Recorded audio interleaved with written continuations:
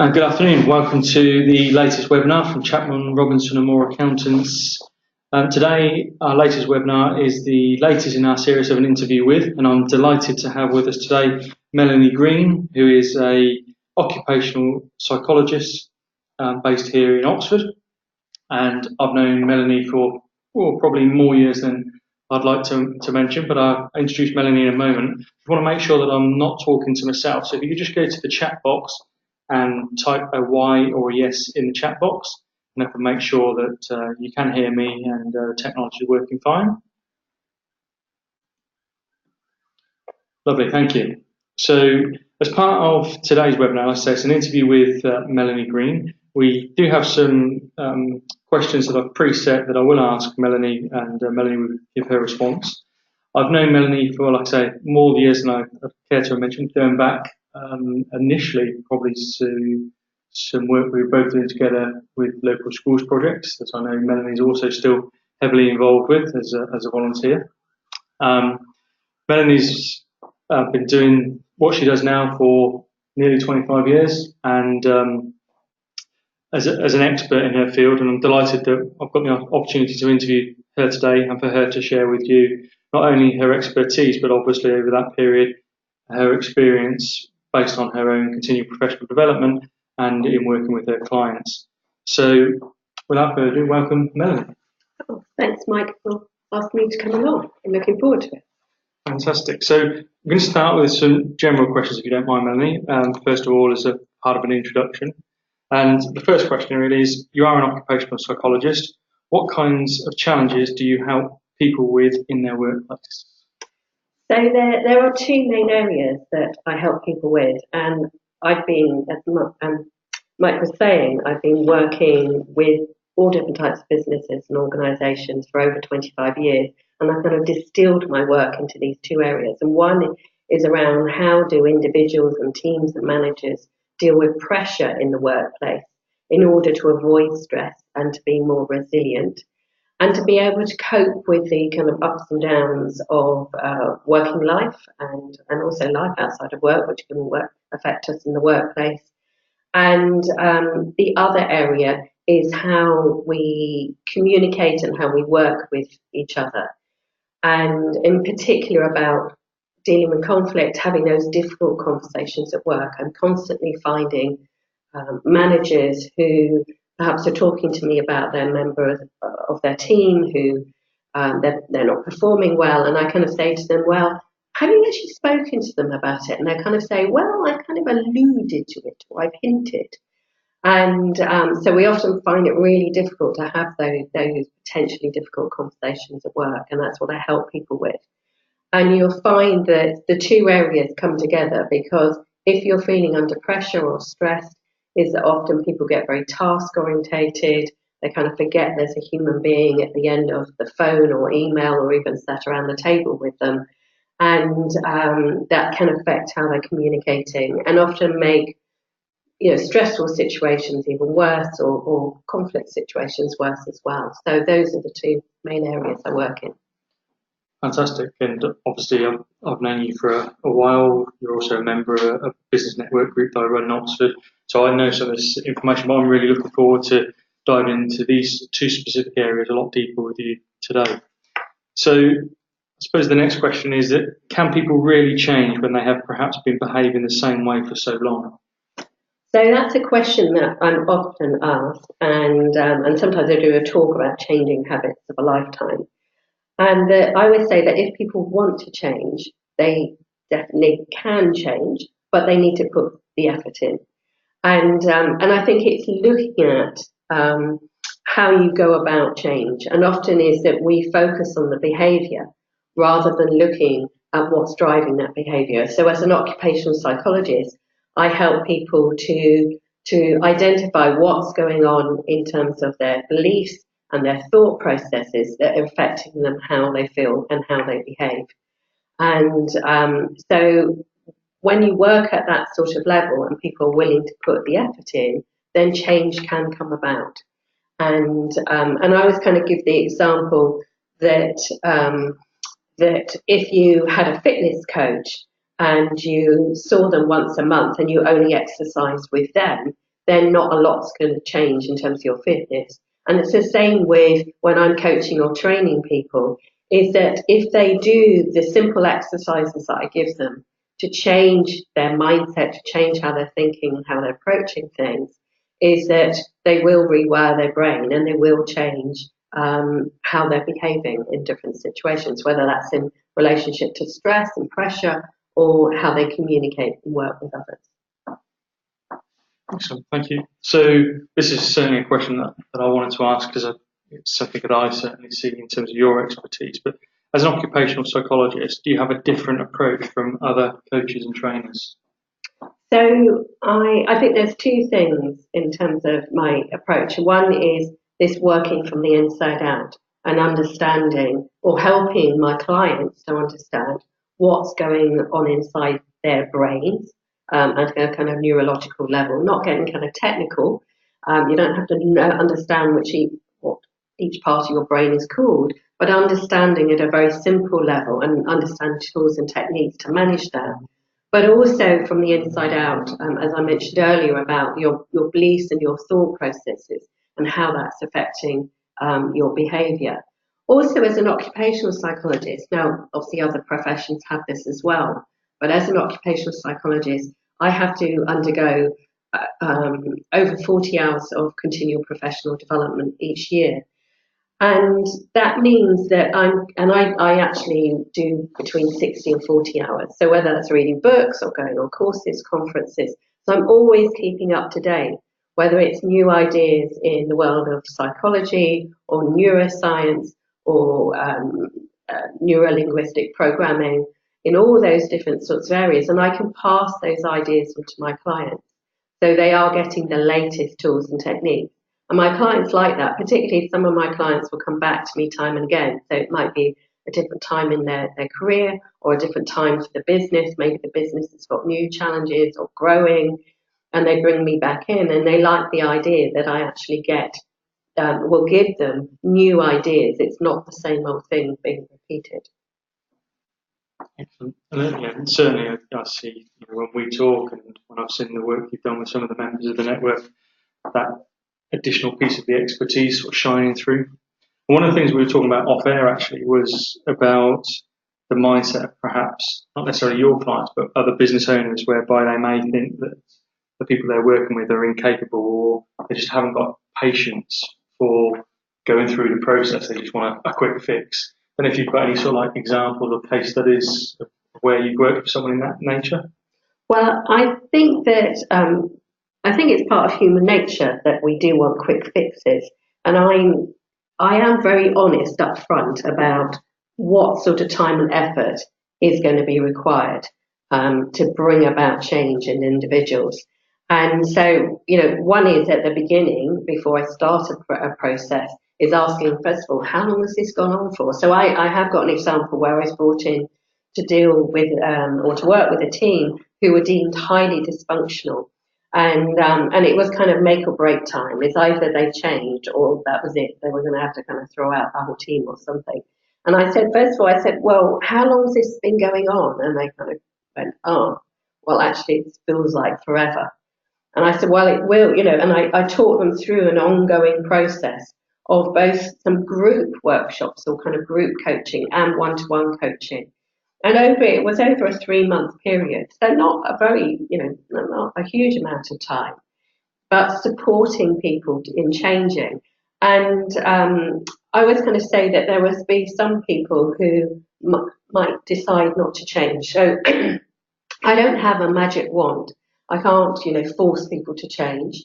And usually 95% of the people, once they're given the tools and techniques, they actually desperately want to see the difference, whether they're dealing with conflict or stress or pressure.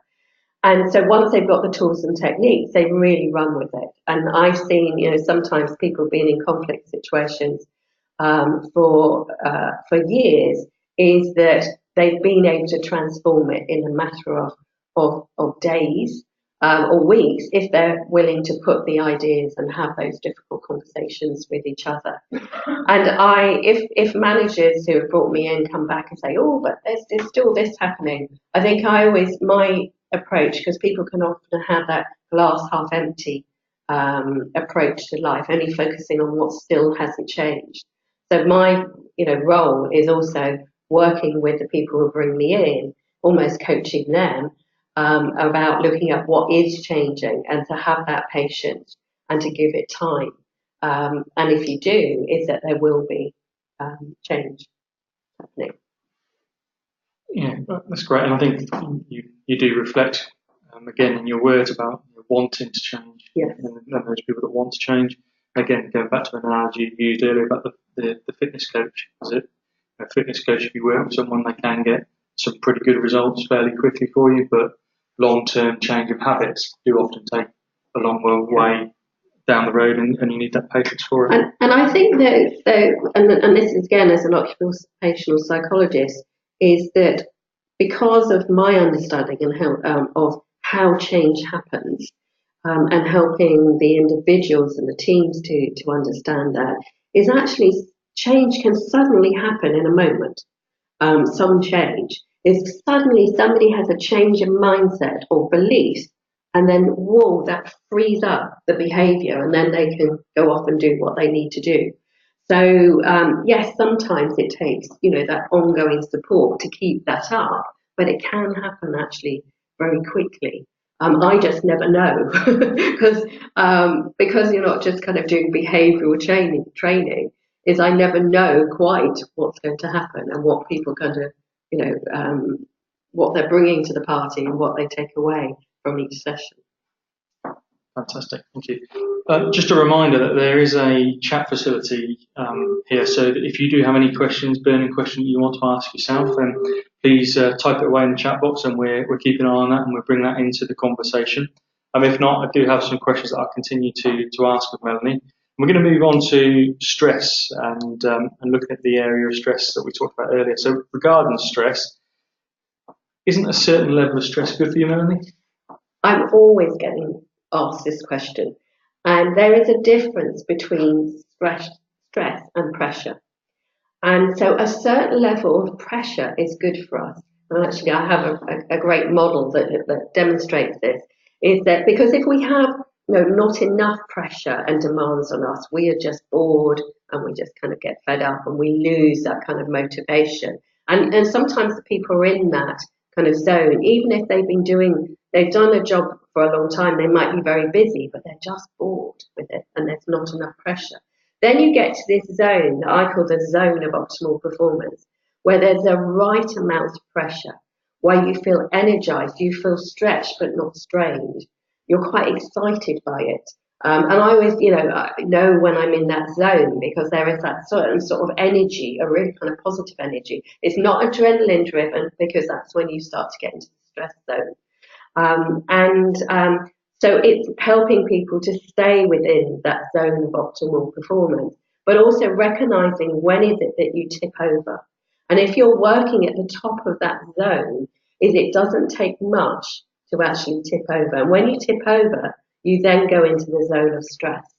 And so when the demands are too much, or suddenly something's happened, so maybe you've got a cold, you're under weather, or your baby's keeping you up at night, or whatever it might be, that suddenly the demands have just become too much, and that's when you become stressed. So it's the positive pressure that gives you that energy, and it's recognizing when you tip over and you go into that kind of stress zone.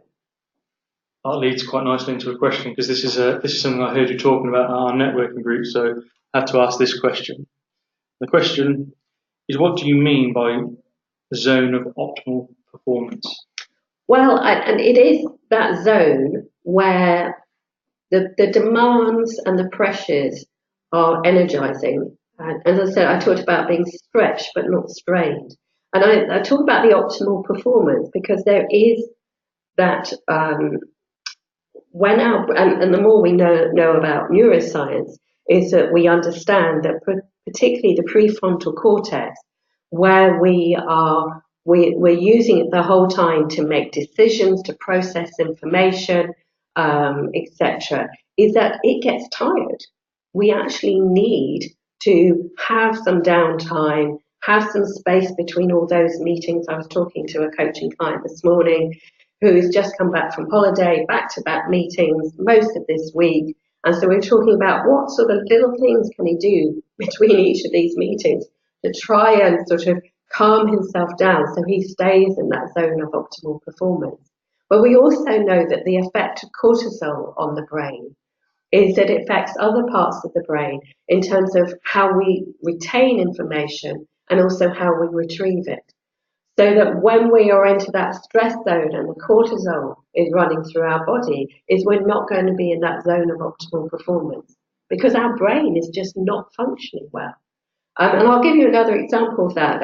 Although I might appear quite extrovert, I am actually quite an introverted person, and so introverts aren't just about how we are socially, but also we need to have some time, quiet time, to kind of recoup our batteries. And I had a very busy time over not just the previous weekend and then last week, and busy in the evenings and busy in the work during the day, and running some very intensive programs on a volunteer basis for schools as well as my client work. And I also had a busy Saturday, this Saturday just gone. And there was an option of being with people on Sunday, and I thought, no, I just need some quiet time. I went for a bike ride. It was lovely weather in the morning, and I went and looked at some beautiful art. The art weeks here as we're recording this. And this morning, I noticed that kind of my whole system had calmed down. And boy, was I going through my work this morning at a rapid pace. And it's because I was in that zone of optimal performance. My brain had had time to rest to be able to then, perform well. And that's another thing about myself is I really practice what I preach. So I can give, real life examples, and usually quite immediate examples about how I'm using all of these tools and techniques and how I'm living it. Thank you. That certainly resonates with me. Actually, knowing you, I do know that you do live by what you tell us as well. So, great example. So the question I'm going to ask now is a question that's probably something that I've been asking other people about. Well, what should I be asking Melanie then? And it's something we all talk about: work-life balance or work-home balance. So, is there such thing as a work-home balance, and can it be achieved? Right, and you notice I've actually called it work-home balance because work-life, well, life encompasses work, and it usually is about actually balancing the work and home. And email and mobile phones have been wonderful bonuses to our lives, but also they can be kind of the bane of our life. And if you're finding that you are checking your emails and your phone messages late at night, then things have got out of sync and you're not going to have some of that downtime so that you get a good night's sleep and able to wake up refreshed the next day and be in that zone of optimal performance. So I think in terms of that work-home balance is there's not an equation, partly because we're also all different. So I talked about myself being kind of more introverted, is we have different needs in terms of how we balance things. Also people, whether they're a morning or an evening person, I'm very much a morning person. The idea of working, late into the evening is that it's just not something that I do because I know that I won't be at my most productive. I'd rather get up very early in the morning and finish things off. So I think it's helping people, and I've just been running an ongoing program for a pharmaceutical research company about resilience and work-home balance. And there were 12 people in this program, and it was about them finding what's the best way of them managing their home life and how they can have time off and how they also, most people have got demands of family or aging parents or young children or even teenagers who can be even more stressful having them around around at home, and or even when they go off to university. We have got all these different pressures outside of work. So it's how you manage yourself and manage those pressures so that you can have some good quality time at home that will help you to return to work and be refreshed. But also I was working with these people in this course about how do you work? How are you pacing yourself? How are you managing your mind and your mood and your brain's threat response when you're at work so that you can be as effective as possible and therefore hopefully get home at a decent hour and not feel that you've got to check all your emails when you get back home. Thank you, Melanie. Got a question that's just come in on the chat, so I think we'll take that question because it looks like it's related to the stress topic. So, the question is there a linkage between someone's beliefs, their behaviours, and then the outcome of stress or pressure? Yes. In that, actually, how you define stress is that it's a mixture of the demands on you, but also your one is your capabilities, but also your perceived capabilities, which are almost as important. So if you feel that you are capable and you will be able to cope with things, then you stand a better chance. Whereas if you're starting to doubt yourself or you're underconfident or you're starting to kind of feel overwhelmed, that starts affecting your ability to then get on with the work and manage the workload and therefore kind of can end up creating more pressure. And also what you can find is that if you kind of keep on saying to yourself, oh my God, I've got so much on now, how am I ever going to get through this? Da, da, da, da. You are getting yourself into not just a negative mindset, but actually into the brain, you're triggering the brain's threat response. And so it's about dampening that down and being able to then step into your kind of your wise adult self that can see things see the bigger picture, have a different perspective on things, and then you can start to kind of plan out what you're going to do in a calm and logical way. So definitely everything on the inside affects how well we're going to be behaving on the outside, whether that's to do with conflict or to do with stress and pressure, which doesn't mean that sometimes the demands are great. So however capable we are and however much we have a positive mindset, there can be a point where the demands are just far too great and you'll start to feel stress. But you can still do things to manage that brain's threat response to deal with that. And do you have any tips of how we can help to keep ourselves calm? So, there's some very simple things to do. I won't go into right now about the brain's threat response, but it's that fight, flight, or freeze that was designed to keep us safe when we cavemen and cavewomen.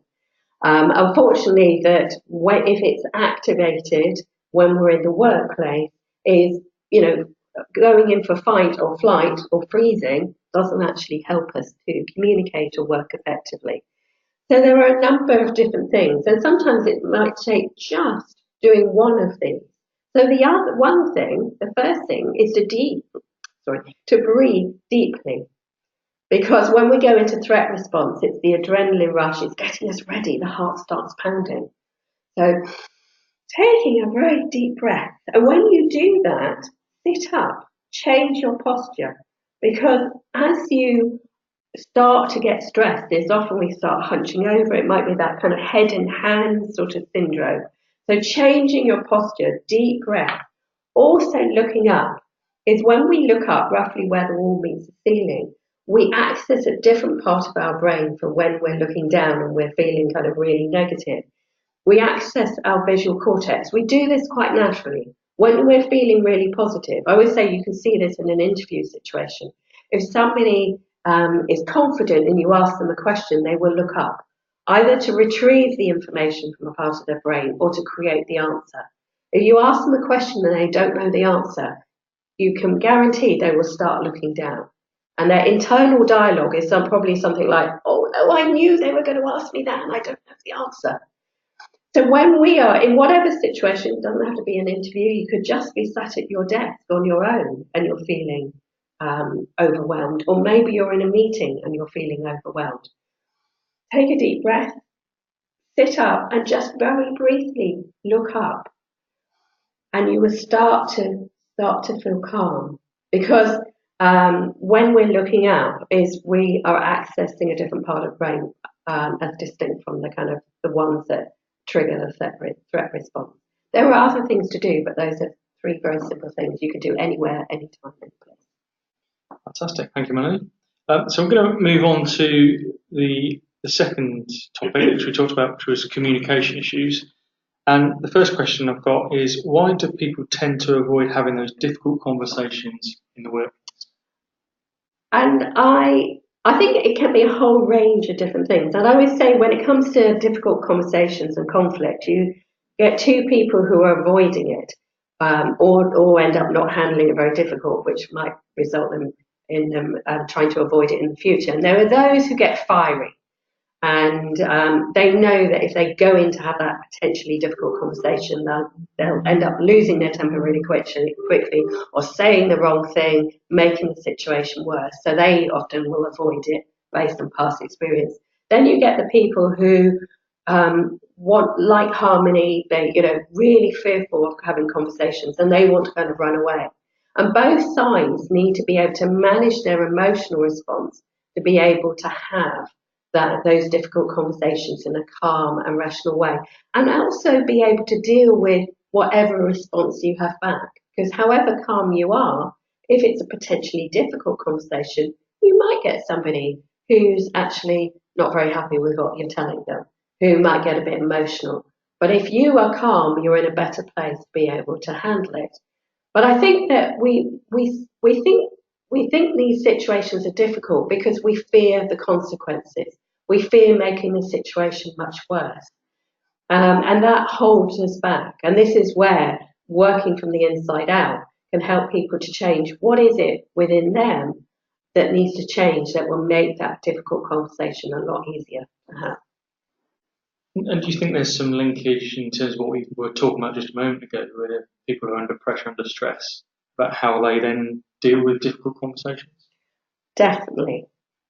There are definitely situations where I think when people are very pressured and stressed, in a number of ways, sometimes once we're into kind of threat response, and our whole body language changes, our tone of voice changes. So it's likely that what we say will come out in a much more kind of curt way. There's an expression about it's not what you say, it's how you say it. And that's so true. You can say exactly the same sentence, but if you're feeling relaxed, it's going to come out very differently than if you're feeling tense. But also the other side of it is that when people are feeling very pressured, is that they tend to can become very task orientated. So they forget about the social niceties. So that they, whether that's via email or on the phone, is that, or around a meeting, is that, when people are very pressured, it can be about, just let's get on and get through this agenda, rather than perhaps checking in. And I've got a situation where it's part of a voluntary role I have, is that once a month I meet with people who are working on this project. We usually have got a lot to get through, but what we now do at the beginning is just have about 30 seconds, maybe a minute each, checking in with each other. What's going on in your life? Because we might not have spoken to each other. And we find that we're a lot more effective doing that check-in. Because one, if somebody's got a lot on, we understand why, if they're in a less than great place. But also, there's something about coming together as a group, as in a human way, that makes that then any difficult conversations that you need to have a lot easier to have. So when my kind of rule of thumb is whenever I think I haven't got time to, and whether that's plan or do the social niceties, those are the times when I definitely need to do it. Good tip. And again, certainly resonates with myself. And because the sort of next question, you probably gave one example of something we can do, but what can be done to make it easier to have those conversations at work?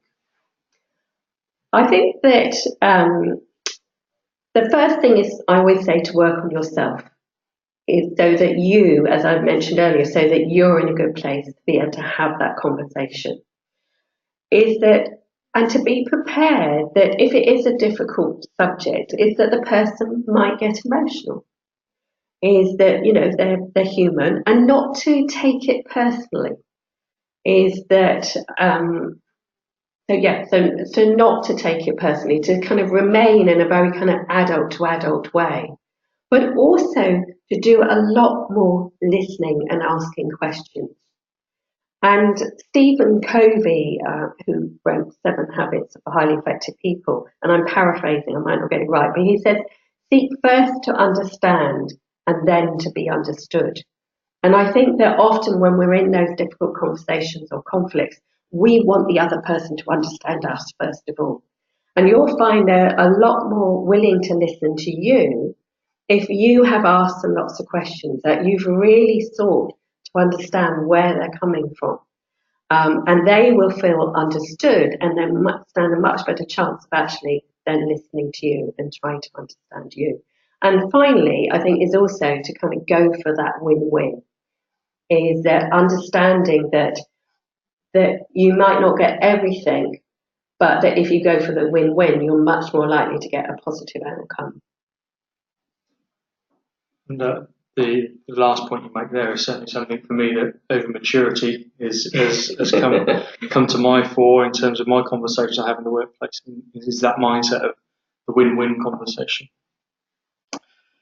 So when I was sort of doing some research about yourself and looking into a bit deeper about Melanie Greene that I was going to be interviewing today, I noticed you've got a second book that's called Happy, Healthy Conflict. What do you actually mean by happy, healthy conflict?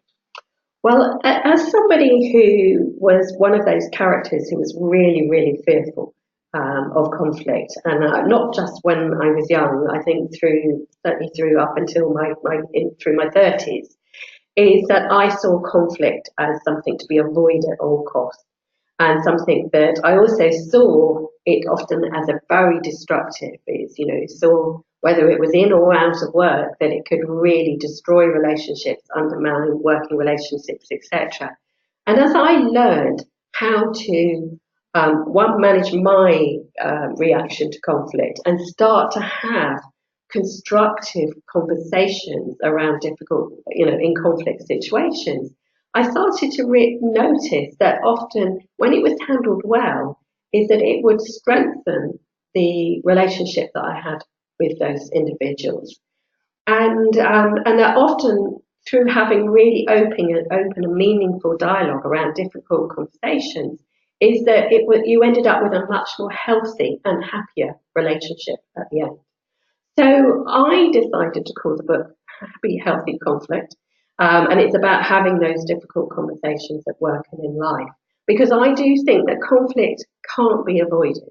There will be different personalities clashing. You'll have different views about things, different priorities, maybe different values. But if you handle it well, it can be a happy and healthy process. It doesn't have to be destructive.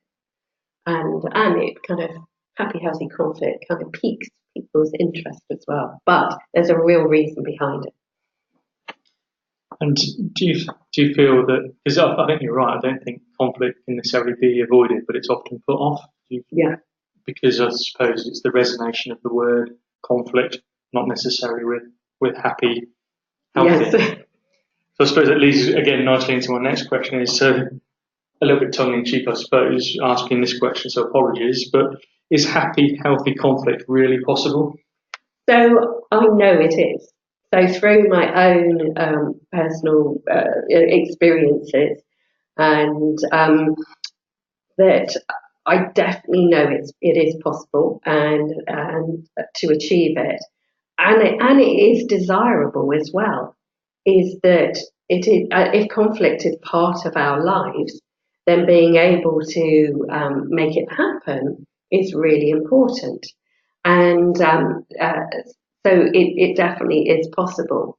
But it is about people changing. That again, I come back to that changing from the inside out in order to make it possible. Actually, not just my own experiences, is that having worked with a number of individuals, and so I'm a trained mediator, and although I don't do straight workplace mediation, I combine the ideas when there are individuals in conflict. So I was coaching 2 managers earlier on this year. I did one-to-one coaching and then brought together them in a joint coaching session. And I have to say, they started off with their arms folded. It didn't look like it was going to turn out well, but I've had enough experience to know that this is often how it's done. And it starts. And we went through the coaching process. They came up with, and I said to them, it's not necessarily about kind of forgiving each other, but it's about getting a better understanding as to why you both behaved in the way in which you did, what led up to it, and then creating a kind of contract about how you're going to communicate with each other in the future. And I have to say, they both shook hands at the end, left the room, chatting away with each other, and having checked in with them since, is that they're both happily getting on. And they've got the tools and techniques to have conversations really early on. And I think that's the thing that Mike said, is that we avoid conversations. And often the longer that you avoid it, the bigger the issue is, and often the more stressed you are about it, and then the shorter your temper and your tone of voice. So I'm going to ask a sort of sub-question of this, sort of drawing on your experience really, are there any sort of common areas of conflict that people tend to avoid in the workplace from your experience? Oh, common areas. What always amazes me is that, sometimes they are conflicts about big issues. So it might be about different priorities, but quite frequently it's much smaller issues that people fall out about, but because they've fallen out because of how they've reacted to it, and there's been kind of words that have been said, people have lost their temper, and etc. It suddenly becomes a much bigger issue. And so I don't think, I'm always constantly amazed by what people can end up falling out about, rather than that there's kind of common themes. And so, yes, it can be about anything and everything. And can that sometimes be the difficult starting point? Is that the reason someone's perhaps raising the conflict is it's an emotional piece for them that they're holding on to? Yes, yeah. One of my colleagues many years ago, he called it marriage guidance for managers. And he had 2 managers, very senior managers in an organisation, and they were not working well together. And he brought them together over a kind of series of time of sessions. But one of them, they had been really good friends. It was like, what happened? And then they kind of got into senior roles as they moved up the organisation and working well together. And one of them said, well, one of the times we were at a conference and I saw you in the corridor and you didn't even say hello to me. And I just was so upset. And the other guy sort of said, I don't even remember the conference, let alone the situation. And he said, I might have had something else on my mind. I might not even seen you. And so sometimes it's really little things that can kind of trigger the big things. And I had an experience just at this weekend about how to tackle things really in a timely way. And so I was asked to do a presentation. It was in a voluntary role. And one of the more senior people was sat in the audience. And through the whole time I was talking, he was really frowning. And I thought, I think he's not agreeing with me. And so during the tea break, I went up to him and I noticed that you were frowning. And now you might have just been concentrating, but I just wanted to check out. that you were happy with what I was saying, or did you have any questions? And he went, oh no, I thought what you were saying was great. He said, I was just concentrating. And so we often misinterpret people's body language. And so and it was quite easy for me because I've got confident about doing this, is that to go up and check, and rather than worry about, oh, what is he thinking, just go and check it out. And if he had been unhappy about it, then I would have listened. We would have had a dialogue about it, and we could have resolved it, rather than something, mulling over it and worrying over it for weeks or months, and then it becoming a much bigger issue.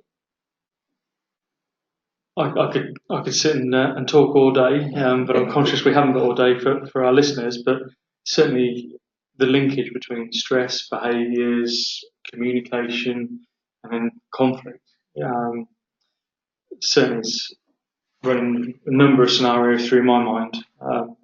So I've got one last question, and we'll see if any more come through from the chat. But I suppose pulling that all together, what is the best mix in the team to ensure effective teamwork? Again, this is a question that's often asked of me, and I think that people often think, oh, a nice harmonious team is where we're all kind of the same and we all kind of get on well. And in terms of harmony, that might be good if you're all the same, because in terms of personality type, because then you're not going to be kind of rubbing up against each other. But in terms of performance, you actually need to have different personality types, because they bring different things to the party. And if you can communicate and work in an adult-to-adult way, you can bring out those strengths in the different personalities. But until you start to understand the mix, it's very easy to. So, for example, I often use MBTI, the Myers-Briggs Type Indicator, personality instrument. And one of the dimensions is about whether you are a very planned, organised person, or you're a kind of lastminute.com. And all of my colleagues have always been lastminute.com. I'm the planned, organised person. And before I really kind of had worked on myself a lot, I kind of would get stressed about that, or they would kind of get irritated by me wanting to kind of plan and get things done in time. And then, but working together, they realised it was really good to have a plan. It was also, I learned through them, is that rather than coming to decisions about what we were going to put in a program straight away and mulling things over, is that often we ended up with a better end product. So that's just one example about having differences, that if you manage it well, you can end up with one being more productive and also having more harmony in your team, and ending up with a better product at the end. I'm glad you raised Myers-Briggs, actually, because I was going to ask you which tool you may use from that side, because I'm a big advocate of such tools. But do you believe that helping yourself to identify other people's types can help you have a more harmonious workplace and reduce conflict and stress and things? Yeah, I think that the more you understand about yourself and other people, is that it starts to become not that you're being difficult, it's like you're just being different from me. And I might still find it frustrating if somebody's very different, but I won't get hooked by it. I can kind of remain kind of adult to adult, or sometimes even kind of bring some humour into it and to manage those differences. And so I am a firm believer. And it's not always about using different personality instruments. There's lots of different kind of models and ideas that can help you to get better understanding of everybody in the team. So I use a whole different mixture of different kind of tools and techniques to help people to understand each other and themselves. Thank you, Melanie. And see, we've got another question on the chat. So that was my last question. If you do have any final questions for the chat before we let Melanie go, then please just drop them on the chat there. But we do have one now, which is if we can't resolve the conflict within the business, what steps do you recommend we should take? Oh, I was going to say bring in HR. Well, and to be honest, is that if you've allowed enough time for the conflict to be worked through. And I think I sort of mentioned right at the beginning of this talk, I'm always kind of very honest with the people bringing me in, sometimes HR, sometimes senior managers, is that I don't have a magic wand. And some people might choose not to change. And so you do then need to bring in HR. I have to say what's often happened is that I'm brought in after HR have been involved. So sometimes they've gone down the disciplinary route and the grievance route and explored all of that, come to some sort of outcome, and which might be about 6 of one or half a dozen of the other, or yes, there's some disciplinary action, but there's still this working relationship that needs mending. So normally when I'm brought in at that point is that most of the time we can find a positive way forward. But I'm totally honest. I'm not a magician, and sometimes you need to go down the HR procedures to manage it if people really choose not to change. It's interesting to ask you a question around mediation, because I was talking to a lawyer a couple of days ago at a networking event, and their view was that mediation is still probably a new word in the workplace, and it's not used often enough. It's probably used too far down the line to try and resolve something that's been taken too far, rather than trying to mediate it at an earlier stage. Is that something you find as well? Well, I think when I did my mediation training, they said that they found that 80% of mediations are successful if you go through the whole mediation process. It's interesting, but I think you're right, is that mediation is still not seen as a viable kind of alternative. And it's often brought in after they've gone through the disciplinary and or a grievance process. And I think that we need to be I'm talking to my clients about how do we do proactive work and preemptive work way before you go down any of those formal processes, and equip people with the tools and techniques to be able to have those difficult conversations in a really timely and effective way. So that, because so much time and money is wasted on all of those processes, HR processes, but also the heartache involved of going through it, and the management time, etc., is that you really need to do people need to do some preemptive work. Thank you, Melanie. Not that I've ever needed the mediation or conflict, but I must admit, if I did need it, I'd have to call you in. Because every time we talk, I'm very reflective, so it obviously works. So I'm just going to jump over to the chat box to see if there's any other questions come through. Please do feel free to add any questions you do have, and we'll ask them of Melanie.